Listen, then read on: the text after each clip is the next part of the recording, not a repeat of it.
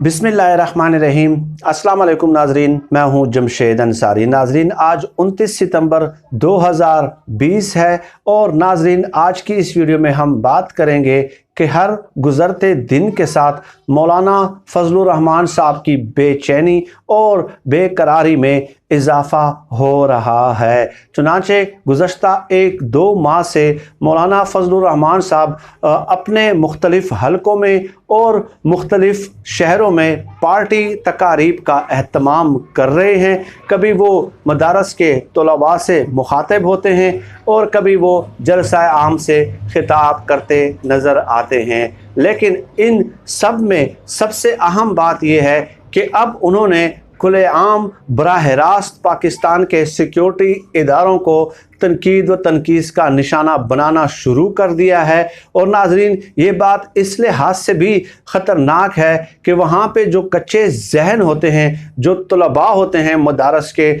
उनकी बाकायदा brain washing की जा रही है पाकिस्तान के सिक्योरिटी इदारों के मुतालिक। चुनांचे मैं 1-2 क्लिप मौलाना फजलुर रहमान साहब के आप लोगों की खिदमत में पेश करता हूँ, उसके बाद उस पर अपना तबसरा और तज्जिया भी ज़रूर पेश करूँगा और उसके बाद आपने भी ये फ़ैसला करना है कि क्या अब हमारे रियासती इदारों को इन एक्शन आना चाहिए या नहीं आना चाहिए। पहले एक क्लिप सुन लीजिएगा मौलाना फजलुर रहमान साहब का। तो फिर इससे हम तो नहीं डरेंगे इंशाअल्लाह। हम तो एक का हिसाब लेंगे इंशाअल्लाह। इस तरह नहीं है कि हम इस तरह मुल्क में गुलाम बनकर रह रहे हैं। हमने जिस घाट से पानी पिया है वो गुलामी को कबूल नहीं कर सकता। मैं रियासत में एक आज़ाद शहरी की हैसियत से और मुहतरम की हैसियत से जिंदा रहना चाहता हूँ। और खुदा बड़े बड़े ओहदों पर फायज लोग, बड़े बड़े रैंकों वालों से भी अपने आप को मुहतरम समझता हूँ।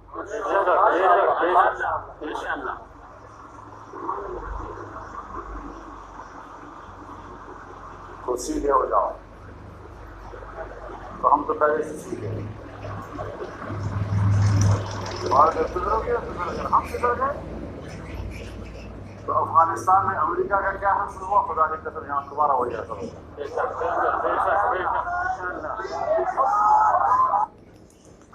अब नाजरीन, यहाँ पे मौलाना फजलुर रहमान साहब बराह रास्त सिक्योरिटी इदारों के सरबराहान से मुखातिब होते हैं और कहते हैं कि बड़े बड़े रैंकों वालों से मैं ज़्यादा मोहतरम हूँ और ख़ुद को ज़्यादा मोहतरम समझता हूँ। और फिर धमकी देते हुए वो कहते हैं कि तुम सीधे हो जाओ, और अगर तुम सीधे नहीं होते तो अगर हम बिगड़ गए तो अफ़गानिस्तान में अमरीकी फ़ौज का जो हशर हुआ है उससे भी बदतर हाल कर देंगे तुम्हारा। तो ये बराह रास्त पाक फ़ौज को उन्होंने धमकी दी है और उनको पैगाम पहुंचाने की कोशिश की है। और इससे ख़तरनाक बात जो मैं आप लोगों की खिदमत में पेश कर रहा हूं वो ये है कि मदारस के तलबा बैठे होते हैं। आप बताइए कि उनकी किस किस्म की जहन साजी की जा रही है, एक धांधली के इशू को बुनियाद बना के, सिर्फ अपनी एक वजारत के मसले को बुनियाद बना के आप रियासती इदारों को इस तरह खुलेआम जो है वो यानी कि थ्रेट कर रहे हैं और उनको धमकियाँ दे रहे हैं और ख़तरनाक नताइज से उनको आगाह करने की कोशिश कर रहे हैं। इसके अलावा नाजरीन एक और क्लिप भी है जो कि मैं अभी फ़िलहाल सुनाना नहीं चाहता क्योंकि टाइम की कमी है, तो फिर वो दौरानिया वीडियो का बढ़ जाता है। उसमें वो बराह रास्त पाक फ़ौज के सरबराहान से कहते हैं कि धांधली तुमने की है, तुम तोप से उड़ाना चाहते हो तो उड़ा दो, आप मेरे पुर्जे करना चाहते हो, टुकड़े टुकड़े करना चाहते हो तो कर लो, तुम अगर ताकतवर हो तो तुम्हारा क्या ख्याल है कि हम तुम्हारे सामने सरेंडर कर देंगे। मैं एक बार नहीं, खुदा की कसम साथ खा के कहते हैं कि एक बार नहीं, मैं 1000 बार कहूँगा कि तुमने धांधली की है और तुमने इस हुकूमत को हमारे सरों पे मुसल्लत किया है और तुमने मुल्क के साथ दुश्मनी की है। तो बाकायदा वहाँ पे बड़े जो है ना जोशीले नारे लगना शुरू हो जाते हैं। अब ये मौलाना फजलुर रहमान साहब तसलसल के साथ मैं आप लोगों की खिदमत में इसलिए ये वीडियोस पेश करता हूँ ताकि इन लोगों के असली चेहरे जो हैं वो लोगों के सामने आया हो जाएं कि आप देख लीजिएगा कि कौन सा इलेक्शन है जिसमें धांधली के इल्ज़ामात नहीं लगे।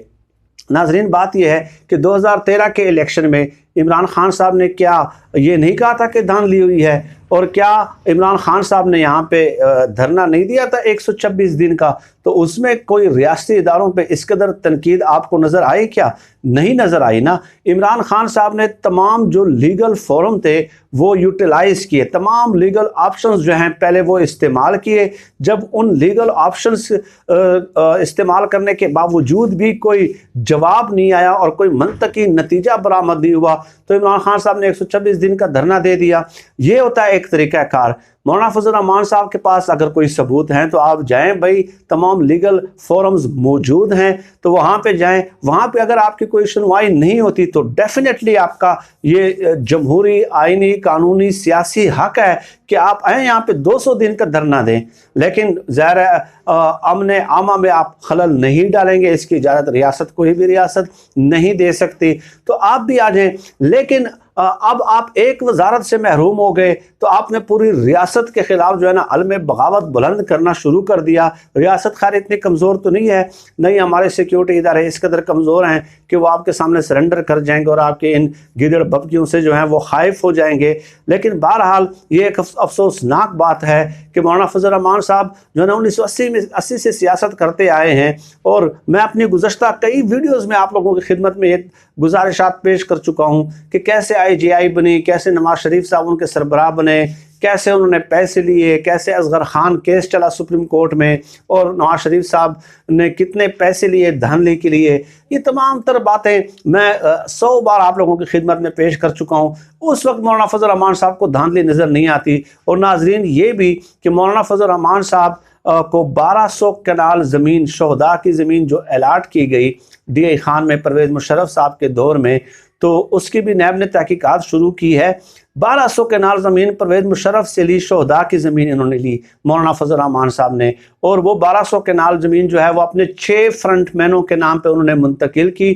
اس کے علاوہ پرویز مشرف صاحب کے ہی دور میں 6000 ایکڑ جو زمین ہے وہ مولانا فضل الرحمان صاحب کو لیز پہ دی گئی اور انہوں نے جو ہے وہ اپنے فرنٹ مینوں میں تقسیم کی۔ 6000 ایکڑ نہیں، 6000 کنال زمین الگ سے لیز پہ مولانا فضل الرحمان صاحب کو ملی اور 10 فرنٹ مینوں میں انہوں نے تقسیم کی وہ زمین۔ تو پرویز مشرف صاحب سے یہ چیز لیتے ہوئے اور اس کے بدلے میں مولانا فضل الرحمان صاحب نے کیا کیا، پرویز مشرف صاحب کو 1 سال باوردی صدر منتخب کرانے کے لیے قومی اسمبلی میں جو ترمیم متعارف ہوئی اس میں مولانا فضل الرحمان صاحب نے ان کی حمایت کی۔ تو اس قدر آپ جمہوریت پسند ہیں اور آج آپ اس قدر چہک رہے ہیں اور اس قدر للکار رہے ہیں ریاستی اداروں کو، تو ہمیں آپ کی تاریخ کیا نہیں معلوم؟